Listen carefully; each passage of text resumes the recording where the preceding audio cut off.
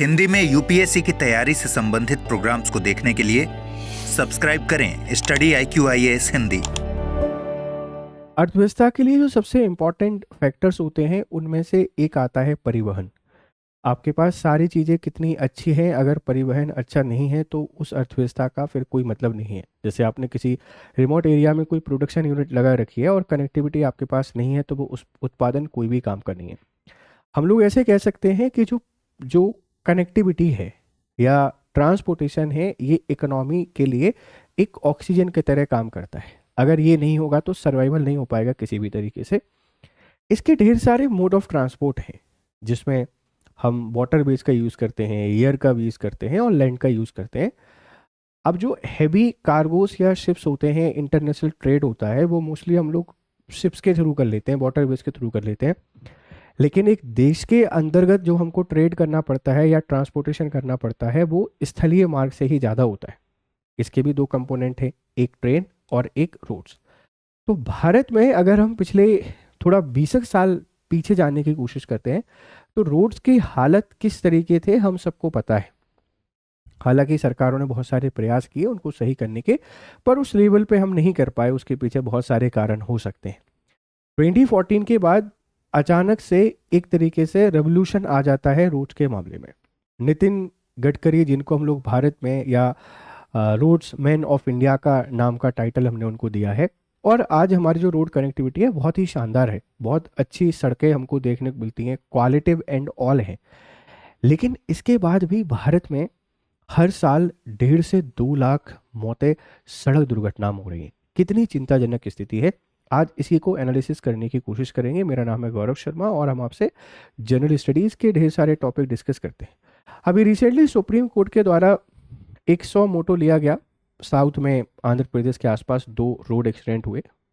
एक नहीं है, बहुत सारे रोड एक्सीडेंट होते हैं, पर वो थोड़े से जघन्य एक्सीडेंट के तौर पर आप इनको ले सकते हैं। तो उसके बाद पूछा गया कि ऐसा क्यों हो रहा है कि भारत में इतनी अच्छी सड़कें आपने बना दी हैं, पूरे भारत को ट्रांसफॉर्म करने की बात हम करते हैं, लेकिन फिर भी ये रोड एक्सीडेंट क्यों हो रहे हैं।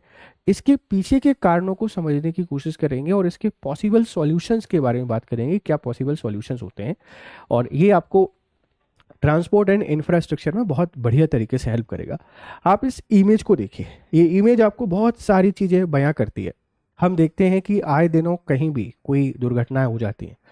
कोई बस में आग लग रही है, कहीं पर रोड एक्सीडेंट हो रहा है, कहीं पर कुछ हो रहा है। इसके पीछे बहुत सारे पॉसिबल कारण हैं, एक कारण नहीं है। हमको इनको समझना पड़ेगा कि फेल्यूर ऑफ स्टेट है, failure of law and order है, फेल्यूर ऑफ लॉज है, फेल्यूर ऑफ ह्यूमंस है। ये कलेक्टिव रिस्पॉन्सिबिलिटी है, हमको इस बात को समझना चाहिए। हर जगह इनके ड्रॉबैक मुझे नज़र आते हैं। हमने सड़कें बहुत अच्छी बना दी हैं, लेकिन स्टिल हम इस बात को देखते हैं कि प्रॉपर मैकेनिज्म के साथ जो सड़कें बननी चाहिए थी उतनी, देखो क्वालिटी इंप्रूव हुई है, क्वालिटी ऑफ रोड्स इंप्रूव हुआ है, लेकिन वो जो पैरामीटर है जिनका हमको ख्याल रखना चाहिए था वो उतना नहीं रखा गया है। आपको क्या लगता है? आप इसके बारे में अपनी राय हमको जरूर दीजिएगा कमेंट बॉक्स में, और न्यूट्रल होकर दीजिएगा, बायस्ड होकर नहीं कि कुछ लोग जो सरकार की तारीफ करते हैं, कुछ लोग जो सरकार के अगेंस्ट बोलते हैं, ऐसा नहीं। As a UPSC aspirant, as a civilian आपको अपनी राय रखनी है। यहाँ एक कॉमन रिस्पॉन्सिबिलिटी हमको निभानी पड़ेगी। तो सबसे पहली चीज़ है जो मानक हैं, स्टैंडर्ड्स हैं कि कहाँ पर टर्न सही होना चाहिए। जो सिग्नल्स हैं जो लगाए जाते हैं वो हमको सही से, मतलब उतने प्रॉपर नहीं लगे हुए हैं, पहली चीज़। दूसरा, कहीं ना कहीं सड़कों को बनाने में जो अभी भी बहुत सारे रूल्स स्ट्रिक्ट होने के बाद भी क्वालिटी में थोड़ी दिक्कत है कि उतना अच्छा मटेरियल यूज नहीं हो पाता है। तो चलते चलते कभी गड्ढा बन जाता है, कभी सड़क ब्रेक हो जाती है। तो पहला स्टैंडर्डाइजेशन की दिक्कत है। दूसरा, क्वालिटिव जो फॉर्मेशन है या बिल्डिंग है सड़क की, वो भी नहीं हो पा रही है। यहाँ मुझे लगता है कि ये 2 बड़े फेल्योर हैं। सरकार इनको आइडेंटिफाई कर सकती है और इनके लिए स्ट्रिक्ट रूल्स एंड लॉज बना सकती है, तो इफेक्टिवली ये वर्क कर सकते हैं। अब इसके बाद अगर मैं आपसे बात करूं तो हम लोगों की भी बहुत सारी रिस्पॉन्सिबिलिटीज़ हैं। जैसे ड्रिंक एंड ड्राइव के बहुत सारे केसेस होते हैं। बहुत सारे लोग ड्रिंक करके ही चलाते हैं, जैसे जो ट्रक ड्राइवर हैं, बस ड्राइवर हैं, या लंबे जो टूरिस्ट व्हीकल्स को चलाते हैं। वो कहते हैं, भाई अपनी बहादुरी के तौर पर बयां करते हैं कि अरे हम तो ड्रिंक नहीं करेंगे तो हमसे कार चलेगी ही नहीं। भाई नहीं चलेगी, मत चलाओ, बहुत अच्छी बात है। आपका जो नशा करके आप गाड़ी चलाते हैं, आपकी स्किल आपने बना ली है, लेकिन वो किसी भी दिन आपको धोखा दे सकती है। बहुत सारे केसेस वही होते हैं जो एक्सीडेंट के हों, उन केसेस में कहीं ना कहीं ड्रिंक एंड ड्राइव का केस आपको जरूर देखने को मिलेगा। दूसरा, ओवर स्पीडिंग करते हैं, हम स्पीड लिमिट को भूल जाते हैं। आप एक बात को समझने की कोशिश कीजिए, ये व्हीकल्स हैं, ये मशीन है, ये मशीन आपकी सुविधा के लिए बनाई गई हैं, आवागमन की परेशानी को दूर करने के लिए। जो हम लोग पहले पैदल चलते थे, बैलगाड़ी, घोड़ा गाड़ी का यूज़ करते थे, तो उसका हमने समाधान एक मशीनरी के तौर पे बना दिया है। आपको कहीं जाना है, आप 1 घंटे लेट पहुंच जाएंगे, 2 घंटे लेट पहुंच जाएंगे, क्या ही दिक्कत है, क्यों ओवर स्पीडिंग करनी है? हमको उसको भी थोड़ा सा ध्यान में रख के चलना चाहिए। तो ड्रिंक एंड ड्राइव, दूसरा ओवर स्पीडिंग आपको आ जाता है। फिर ओवरलोडिंग आ जाता है, जैसे जो भी कमर्शियल व्हीकल हैं अपनी कैपेसिटी से ज़्यादा सामान लेके जाते हैं, किसी घाटी पर, किसी ढलान पर उनका सिस्टम फेल हो जाता है, ब्रेक फेल हो जाते हैं, या तो कंट्रोल नहीं होंगे या वो पलट जाएंगे। ठीक है, तो ओवरलोडिंग को भी हमको रोकना चाहिए। फिर इसके बाद रेस ड्राइविंग आ जाती है कि आप आड़ी टेढ़ी करके गाड़ियों को चलाते हैं, हमको अपना रौला जमाना है। इन सब के कारण बहुत सारे लोगों की डेथ हो जाती है, बहुत सारी घटनाएं घटित हो जाती हैं, और ये बहुत बड़े फैक्टर हैं कि रोड एक्सीडेंट जो हो रहे हैं वो। अब हम लोग बात करते हैं, हम सुरक्षा मानकों का ध्यान नहीं रखते। जैसे एक प्रॉपर डिस्टेंस हमको रखना चाहिए, आप क्रॉस कर रहे हैं तो पर्टिकुलर साइड से करना चाहिए, आपको डिपर देना है, आपको इंडिकेटर देना है, आपको हॉर्न देना है। हम बेसिक चीज़ों का ध्यान नहीं रखते, हम लोग हाथ देने पर अभी भी बिलीव करते हैं। ठीक है, बाइक पर हैं तो हेलमेट नहीं लगाएंगे, हेलमेट लगाएंगे तो 100 200 300 रुपये वाले हेलमेट लगाएंगे। कार में हैं तो हम सीट बेल्ट नहीं लगाएंगे, हम सीट बेल्ट में वो जो जुगाड़ होती है लगाने वाली वो लगा के जाएंगे। इन सब के कारण हमको बहुत सारे रोड एक्सीडेंट देखने को मिलते हैं। आप इस बात को समझने की कोशिश कीजिए कि आपकी जो गलती है उससे आपको कोई फर्क नहीं पड़ता, लेकिन आपके साथ वाले जो आपकी फैमिली है, आपके रिलेटिव्स हैं, आपके दोस्त हैं, उनके जीवन में एक बहुत बड़ा लॉस हो जाता है। फिर जिनके साथ और दुर्घटनाएं घटित हुई हैं, उनके परिवारों के साथ बहुत लॉस हो जाता है, ह्यूमन रिसोर्स का लॉस हो जाता है, और उससे अल्टीमेटली इकोनॉमिक लॉस हमको देखने को मिलता है। ठीक है, इस बात को ध्यान रखिए। तो गाड़ियां हमको बहुत कंट्रोल में चलानी है, ऐसे नहीं चलानी है, क्या ही मिल जाता है हमको इस चीज़ से। फिर हम आपसे बात करते हैं कि जो रूल्स एंड रेगुलेशंस हैं इनको लेकर। जैसे जब ड्राइविंग टेस्ट कराया जाता है तो इंडिया में आप सबको पता है आरटीओ डिपार्टमेंट की क्या स्थिति है। कभी भी कोई टेस्ट देने के लिए नहीं जाता है, उसका लाइसेंस बन के आ जाता है। टेस्ट कराए जाते हैं तो कितने साधारण कराए जाते हैं। हम जब करप्शन की बात करते हैं तो मुझे लगता है सबसे बड़ा अगर कुछ गड़बड़ कहीं चल रही है तो यहीं चल रही है। आप प्रॉपर टेस्ट लीजिए लोगों के। जब तक कोई स्किलफुल नहीं हो, किसी के पास कार चलाना नहीं आता लेकिन उसके पास ट्रक चलाने का लाइसेंस है, कैसे? आरटीओ डिपार्टमेंट की जो करिश्माई काम है उससे मिल रहा है, ध्यान रखिएगा। फिर जो एज को लेकर हमको रिस्ट्रिक्शन सेट करना चाहिए। जैसे फॉरेन में 18 साल से कम के बच्चे आपको बाइक या कार चलाते नहीं मिलेंगे, वो अपनी बाइसिकल पे ही घूमते हुए मिलेंगे। बाइसिकल वो कैसी भी हो सकती हैं, या 10-10 साल के बच्चे बाइक चला रहे हैं, कार चला रहे हैं, ट्रैक्टर चला रहे हैं। तो हमें इनको लेकर थोड़ा सा रिस्ट्रिक्ट होना पड़ेगा, रिस्ट्रिक्शंस लगानी पड़ेंगी, रूल्स एंड लॉज को हमको फॉलो करना पड़ेगा। फिर ट्रैफिक रूल्स की अवहेलना भी बहुत की जाती है। आप अगर ट्रैफिक रूल्स की अवहेलना करते रहोगे तो कैसे पॉसिबल हो सकता है? तो ट्रैफिक रूल्स को इम्प्लीमेंट करने के लिए हमको स्ट्रिक्ट रूल्स एंड लॉज बनाने पड़ेंगे। क्या आप बिल्कुल स्ट्रिक्ट रूल्स एंड लॉज बनाइए, 50-50 हज़ार की पेनल्टी लगाना शुरू कर दीजिए। एक स्ट्रिक्ट लेवल पर पूरा जो हमारे पास ट्रैफिक मैनेजमेंट का मैकेनिज्म है उसको डिप्लॉय कर दीजिए हर एक शहर में। 10 दिन में लोग ऑटोमेटिकली सुधर जाएंगे। पर दिक्कत क्या है? साइड से निकल के जाने वाला, बच के निकल के जाना, और यहाँ भी सिस्टम का फेल्यूर है पूरे तरीके से। तो अगर हम इस पूरी घटना को एनालाइज करने की कोशिश करें तो यहाँ हमको समझ में आता है कि जो रोड पर एक्सीडेंट हो रहे हैं, सॉरी, एक और इम्पॉर्टेंट फैक्टर है। जैसे हम एनिमल्स को बहुत रिस्पेक्ट करते हैं, बहुत मानते हैं, लेकिन वो सोशल मीडिया तक शायद, या दिखावे तक शायद, बहुत सारी गाय, बहुत सारी जानवर, बहुत सारे डॉग्स और भी डिफरेंट डिफरेंट प्रकार के जो जानवर है वो सड़कों पर आ जाते हैं, रात में दिखाई नहीं देते हैं। जानवर की भी डेथ हो जाती है और उसके कारण ह्यूमंस की भी डेथ हो जाती है। तो यहाँ भी स्टेट का फेल्योर है, या उन एनिमल लवर्स का फेल्योर है जो एनिमल्स की केयर नहीं करते हैं, उनकी सिर्फ फ्रीडम की बात करते हैं। जो कि आपने देखा होगा अभी डॉग क्रुएल्टी को लेकर सुप्रीम कोर्ट में कितनी लंबी बहस यहाँ पर चली है। तो ये भी एक फैक्टर है। तो ऐसे मल्टीपल फैक्टर्स हैं, और जैसे गांव है, बस्ती है, वहाँ प्रॉपर कॉरिडोर का नहीं बने होना, अचानक से किसी का आ जाना, मतलब लैक ऑफ अवेयरनेस एक बहुत बड़ा फैक्टर यहाँ पर मुझे समझ में आता है। और इसी के साथ में फिर जो हमारा एडमिनिस्ट्रेशन है वो अपनी रिस्पॉन्सिबिलिटी को भी फुलफिल करना ही नहीं चाहता। उनको तो किसी किसी दिन इंक्वायरी करनी होती है तो चालान बनाना शुरू कर देंगे। अब सॉल्यूशन क्या है? देखो, इसके बहुत सारे सॉल्यूशन है। जैसे कोई एक बार गलती करता है तो, जैसे आपने किसी कॉन्ट्रैक्टर को सड़क बनाने का दिया है और अगर वो सड़क क्वालिटिव नहीं बना पा रहा है तो उसका पूरा लाइसेंस ही बंद कर दो, उसके लाइफ टाइम उसको आप सस्पेंड कर दो, दोबारा सड़क या कंस्ट्रक्शन का कोई भी काम कर ही नहीं पाएगा। जब आप इतना स्ट्रिक्ट लॉज बना दोगे ना, ऑटोमेटिकली सड़कों की क्वालिटी बेहतर हो जाएगी। जब उनको बना रहे हैं तो पहले सारे पैरामीटर पे हमको काम करना चाहिए, किस तरीके की बनेगी, कहाँ पर मोड़ होंगे, साइन बोर्ड कहाँ लगने हैं, कितनी चौड़ी होगी, ये सारा जो इंस्पेक्शन है वो पहले ही हमको करना चाहिए। ठीक है।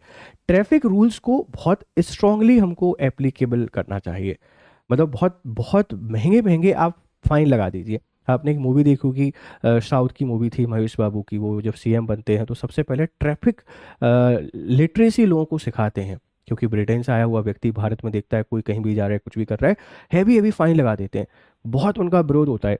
लेकिन अल्टीमेटली वो बताते हैं कि फाइन लगाने का पर्पज़ क्या है, रोड एक्सीडेंट एंड ऑल है। हैवी फाइन लगाइए, प्रॉपर इम्प्लीमेंटेशन कीजिए, लाइसेंस कैंसिल कीजिए, लाइसेंसिंग की प्रोसेस को बहुत मजबूत कीजिए, और सबसे पहले जो आरटीओ है, इस आरटीओ में रिफॉर्म लेकर आइए। Most important step, automatically road accident आपके कम हो जाएंगे। और जो हमारे एनिमल्स हैं इनको कैसे भी करके सड़कों से बाहर रखना है। अभी रिस्पॉन्सिबिलिटी एनिमल लवर लेते हैं, ये रिस्पॉन्सिबिलिटी सरकार लेती है, ये रिस्पॉन्सिबिलिटी कौन लेता है, वो अपनी अपनी रिस्पॉन्सिबिलिटी आप सबको लेना पड़ेगा। इन शॉर्ट मैं आपसे ये कह सकता हूं कि हमारे पास जो एक्ट हैं, कानून हैं, वो सिर्फ नाम मात्र के ना होकर उनको ग्राउंड रियलिटी पे इम्प्लीमेंट करना हमको आना चाहिए।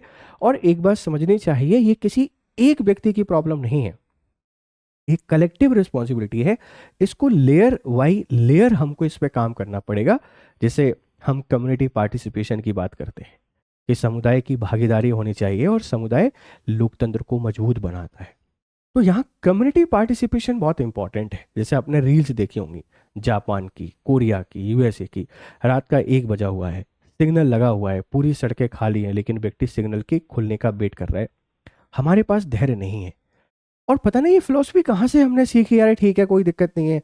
और सबसे पहले वो प्रशासनिक अधिकारी या हमारे राजनेता जो ट्रैफिक रूल्स के वॉयलेशन करने वालों को सपोर्ट करते हैं, उनकी गाड़ियां छुड़वाते हैं, उनकी परमानेंट मेंबरशिप या परमानेंट जॉब से टर्मिनेशन कर देना चाहिए। भाई एक ट्रैफिक सिग्नल पे हम लोग 5 सेकंड वेट नहीं कर सकते, चलो 5 मिनट वेट नहीं कर सकते, ऐसी कुछ ज़्यादा जल्दी है तो घर से 5 मिनट पहले निकलो। अब हमारा माइंडसेट क्या है, 10 बजे का ऑफिस है, 10 बजे पहुंचना है, निकलेंगे कितने बजे, 10 बजे, फिर जाएंगे भागते हुए लोगों को उड़ाते हुए। रोडों पर जो लोगों ने इलीगल कब्जा कर रखा है उसको हमको दूर रखना चाहिए, प्रॉपर पेडिस्ट्रियल बनाने चाहिए, उन पेडिस्ट्रियल पर फिर व्हीकल्स नहीं जाने चाहिए। ऐसे बहुत सारे काम करके देखो चीज़ों को बेहतर किया जा सकता है, लेकिन शुरुआत जीरो से करनी पड़ेगी।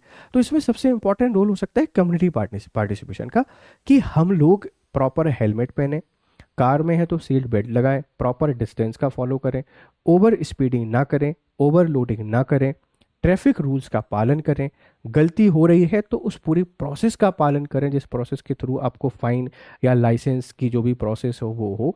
और साथ में सरकार को बहुत ही स्ट्रिक्ट रूल्स चलाने चाहिए, क्योंकि साल भर में 2 लाख लोगों की डेथ, आप सोचिए ना कि किसी की गलती के कारण कोई मासूम कभी मारा जाता है, कभी बच्चे मारे जाते हैं, कभी एनिमल मारे जाते हैं, कभी महिलाएं मारी जाती हैं, सिर्फ किस लिए, क्योंकि आपने ड्रिंक ड्राइव किया है, आपने सड़क बनाने में घोटाला किया है, आपने ब्रिज सही से नहीं बनाया है। इन बहुत सारी स्टेप्स के थ्रू हम चीज़ों को बेहतर कर सकते हैं। हमने अभी सड़कों के जाल को बेहतर बनाया है, अब हम क्वालिटिव ट्रांसपोर्ट के रूल्स बनाकर एक सिविलाइज ह्यूमन बनकर बेहतर तरीके से ट्रैफिक सिस्टम को सही कर सकते हैं। नॉर्थ ईस्ट में मणिपुर हुआ, मिजोरम हुआ, सिक्किम हुआ, इनके एग्जाम्पल दिए जाते हैं बिकॉज दे आर सिविलाइज। वो इम्पोर्टेंस उनको पता है कि लाइफ कितनी वैल्यूबल है। इन सारी चीज़ों के थ्रू आप इस सिस्टम को बेहतर कर सकते हैं। तो आज का जो मुद्दा था वो एनालिटिक्स वे में था, इंटरव्यू में आपको हेल्प करेगा, आंसर राइटिंग में आपको हेल्प करेगा। कैसा लगा है आप मुझे ज़रूर बताइएगा। इस तरीके के और वीडियोस आपको यहाँ पर देखने को मिलते रहेंगे, ठीक है। ये ढेर सारा कंटेंट। अच्छा सॉरी, अगर आपको पीडीएफ चाहिए तो आपको यहाँ आना पड़ेगा, या पीडीएफ मिल जाएगा। जैसे सुप्रीम कोर्ट ने ये बताया कि भारत में हर वर्ष लगभग 1.7 लाख लोग सड़क दुर्घटनाओं से मारे जाते हैं। ये ministry of road and transport जो है इसका डेटा है 2023 का। सुप्रीम कोर्ट ने 2025 में राजस्थान के फलौदी और तेलंगाना के NH 163 में हुई 2 बड़ी दुर्घटनाओं पर स्वतः संज्ञान लिया। 100 मोटो से इन पर उन्होंने डिस्कशन किया। स्वतः संज्ञान एक सुप्रीम कोर्ट की स्पेशल पावर है, वो किसी मुद्दे पर खुद से बात कर सकता है, आदेश दे सकता है, कानून बना सकता है। सड़क सुरक्षा केवल यातायात नियमों का पालन नहीं है, बल्कि प्रशासनिक, तकनीकी, मानवीय दृष्टिकोण से समन्वित प्रयास की मांग करती है। जो हमने आपको बताया कि सिर्फ ये सरकार का काम नहीं है, सिर्फ प्रशासन का काम नहीं है, हम सब लोगों को कलेक्टिवली इसमें पार्ट करना पड़ेगा। जब कलेक्टिवली पार्टिसिपेट करेंगे, ऑटोमेटिकली चीजें बेहतर हो जाएंगी, ध्यान रखिएगा, ठीक है। अब समस्याएं क्या है? औपचारिक प्रशिक्षण का अभाव है, हम प्रशिक्षण ऐसे ही दे देते हैं। सतही ड्राइविंग टेस्ट होता है। वाणिज्यिक चालकों के लिए कोई मानकीकृत सुरक्षा प्रशिक्षण नहीं है कि भाई आप कितनी स्पीड में चलाओगे। बड़े बड़े भारी भारी ट्रक स्पीड में भागते जा रहे हैं, बस वाले भगाते हुए जा रहे हैं, कहीं पहुंचने में 6 घंटे की जगह 7 घंटे लग जाएंगे, तो क्या ही बिगड़ जाएगा, आराम से चल लो।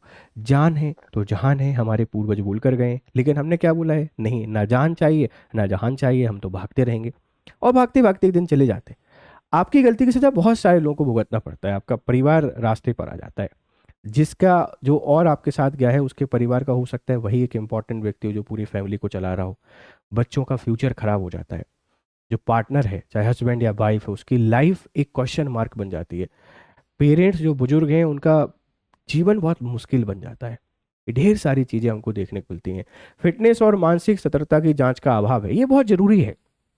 मेंटल और फिजिकल फिटनेस की भी जांच होनी चाहिए, कैपेबल है नहीं है लेकिन फिर भी गाड़ी चला रहे हैं, क्यों? क्योंकि परिवार का भरण पोषण करना है, इन पर भी ध्यान देना चाहिए। थकानग्रस्त चालकों की समस्या, लंबे समय तक जैसे एक रूल बनाना चाहिए, एक व्हीकल पर 3 लोग रहेंगे, 2 ड्राइवर रहेंगे, 4 लोग रहेंगे, 2 ड्राइवर और 2 हेल्पर। जब एक ड्राइवर एक हेल्पर काम कर रहा है तो 2 सोएंगे। ऐसे हमको इन्फर बनाना पड़ेगा, बसें बनानी पड़ेंगी जिसमें सोने की, खाने की प्रॉपर व्यवस्था हो। ये रूल्स हमको बनाने पड़ेंगे, तब जाके चीज़ें बेहतर होंगी, नहीं तो नहीं हो पाएंगी।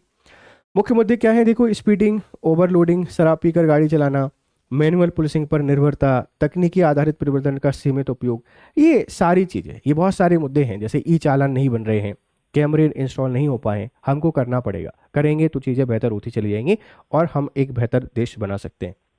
ये समस्याएं आपको बताया कि सड़क डिजाइनों में कमी हमको देखने को मिल रही है, तीखे मोड़, बैरियर का ना होना, रोशनी की कमी, ठीक है, विश्राम स्थलों का अभाव। ट्रक चालकों के लिए बहुत लंबी लंबी सड़कों पर विश्राम स्थल ही नहीं है। हालांकि अब तो काफ़ी बढ़िया चीज़ें हो गई हैं, बहुत सारे होटल्स बनने लगे हैं। आप जब लंबे लंबे हाईवे पर सफ़र करते हैं, पेट्रोल पंप काफ़ी अच्छे बनने लगे हैं। धीरे धीरे रिफॉर्म आ रहा है और बेहतर करना है और बढ़िया हमको बनना है। रख रखाव में लापरवाही होती है, टूटे डिवाइडर, अवरोध, अवैध कब्जे, ये तो दिक्कत है यार, इसको हमको देखना पड़ेगा।